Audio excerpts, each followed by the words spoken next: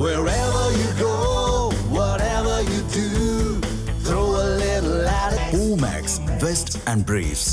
மத்திய கிழக்கு பகுதியில் அதிகரித்து வரும் பாதுகாப்பு பதற்றங்கள் உலகளாவிய கடல்சார் வர்த்தகத்தின் மீது புதிய சவால்களை உருவாக்கி வருகின்றன. குறிப்பாக கச்சா எண்ணெய் விநியோகத்தில் சுமார் 1/5 பகுதி ஹார்முஸ் ஜலசந்தி வழியாகவே கடந்து செல்கிறது. சமீபத்தில் நடந்த மோதல்களுக்கு பிறகு சில கப்பல்கள் ஏவுகணை மற்றும் ட்ரோன் தாக்குதல்களுக்கு இலக்காகின. இந்த தாக்குதல்களில் உயிரிழப்புகளும் ஏற்பட்டன.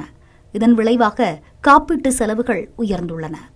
அது மட்டுமின்றி அந்த பகுதியில் உள்ள கடல் சுரங்கங்களும் பாதிக்கப்பட்டிருக்கலாம் என்ற அச்சமும் நிலவுகிறது. அதே சமயம் ஹார்முஸ் ஜலசந்தி போன்ற முக்கிய கடல் வழித்தடங்களில் நிலவும் அசாதாரண சூழ்நிலைகள் எண்ணெய் மற்றும் எரிவாயு போன்ற அத்தியாவசிய வளங்களின் போக்குவரத்துக்கு நேரடி பாதிப்பை ஏற்படுத்துகின்றன. இதனால் பல நாடுகள் தங்களது வர்த்தக மற்றும் எரிசக்தி பாதுகாப்பை உறுதிப்படுத்த தூதரக மற்றும் இராணுவ மட்டங்களில் ஒருங்கிணைந்த முயற்சிகளை மேற்கொண்டு வருகின்றன. அந்த வகையில் ஈரானுடன் இந்தியா மேற்கொண்டு வரும் ஒருங்கிணைந்த தூதரக நடவடிக்கைகளால் சமீபத்தில் 3 எண்ணெய் மற்றும் எரிவாயு கப்பல்கள் இந்திய துறைமுகங்களை வந்தடைந்தன.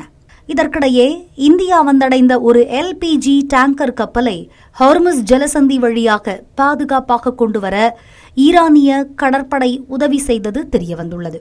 இந்தியாவின் தூதரக முயற்சிகளுக்கு பின் முன்கூட்டியே ஒப்புதல் பெற்ற பாதையில் அந்த கப்பல் செல்ல அனுமதி வழங்கப்பட்டதாகவும் கூறப்படுகிறது.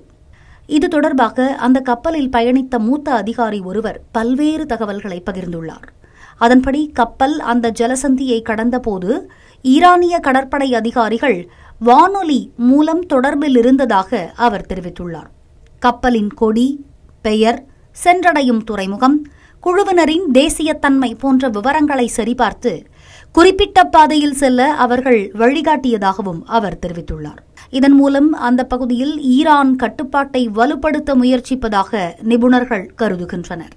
குறிப்பாக எந்த நாட்டின் கப்பல்கள் இடையூறு இன்றி கடந்து செல்ல வேண்டும் என்பதையும் ஈரான் தீர்மானிப்பதாக அவர்கள் கருத்து தெரிவித்துள்ளனர். முன்னதாக கப்பல் பயணம் தொடங்குவதற்கு முன் குழுவினர் அவசரகால முன்னெச்சரிக்கை நடவடிக்கைகளாக உயிர்காக்கும் படகுகளை தயார் செய்ததாக கப்பலின் மூத்த அதிகாரி தெரிவித்துள்ளார். சுமார் 10 நாட்கள் பெர்ஷியன் வளைகுடா பகுதியில் காத்திருந்த பிறகு மார்ச் 13ஆம் தேதி இரவு கப்பல் கடந்து செல்ல அனுமதி கிடைத்ததாகவும் அவர் கூறியுள்ளார். அதே நேரத்தில் சில கப்பல்கள் ஈரான் கடற்கரைக்கு அருகே உள்ள குறுகிய வழித்தடம் வழியாக பயணம் செய்துள்ளதாகவும் அவர் குறிப்பிட்டுள்ளார்.